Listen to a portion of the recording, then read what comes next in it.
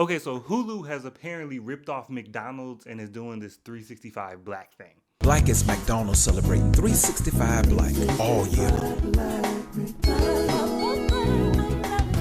Because first there was a Freaknik documentary, and now we have Black Twitter, A People's History, which is a 3-part docuseries about the impact of Black Twitter, which was the cultural phenomenon that happened on Twitter, the social media site. And if you go and watch like the trailer, go to Hulu's page and look at the trailer for the documentary and then read all the comments.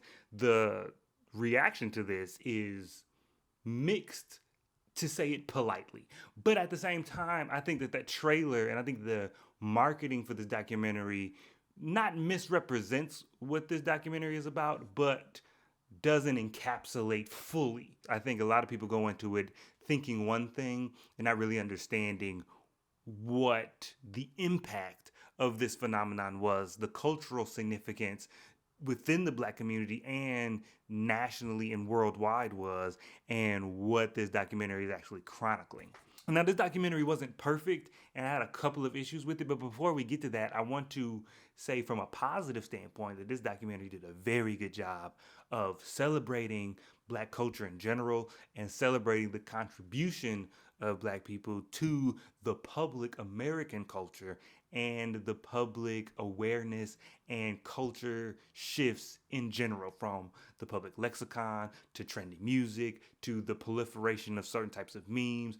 All of these things, it did a very good job of highlighting and actually showing receipts, because it wasn't just enough to say, oh yeah, we did this, we started this, we invented this, but they were actually putting timestamps and showing the progression of how things started on Twitter and then were picked up by major media and major brands, and how it then just became all of a sudden mainstream.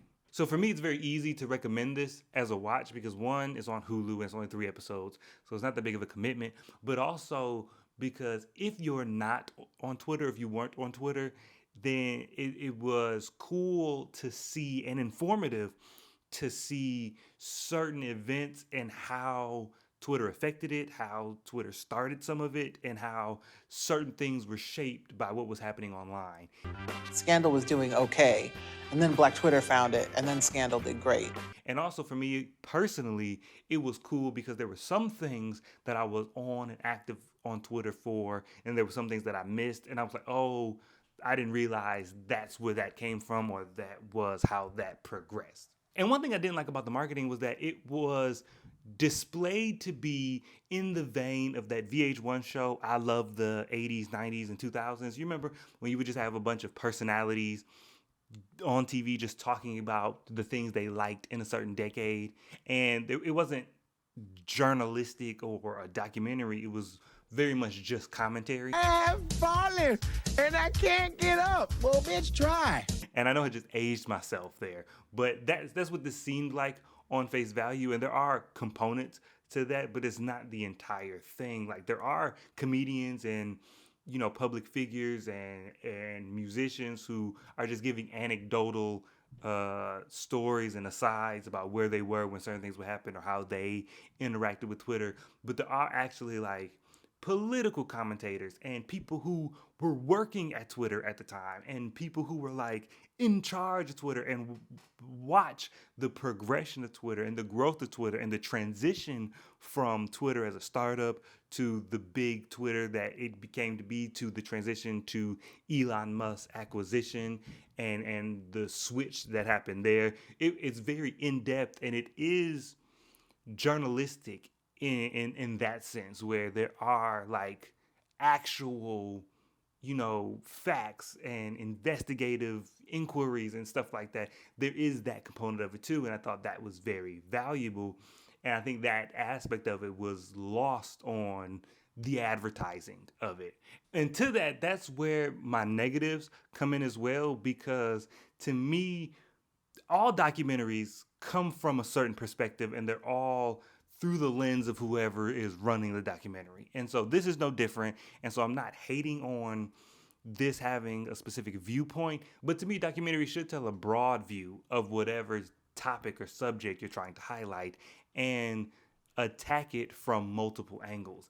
And to me, this did a little bit too much celebration, and it was having a lot of fun, and I was having a good time. And it didn't do enough self-reflection, in my opinion.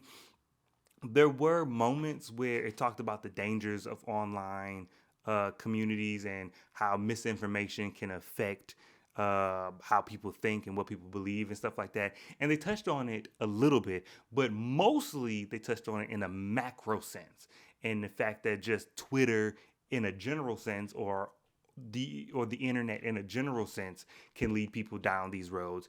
But it didn't really ask the question of, what did Black Twitter do on a negative way? Like, what negative side effects did the community do, or what negative side effects happened as a result of Black Twitter? Like I said, they touched on it a little bit, but to me, there wasn't a proportionate amount of reflection and introspection into how that could have gone better, or how could that have been better guided by the community.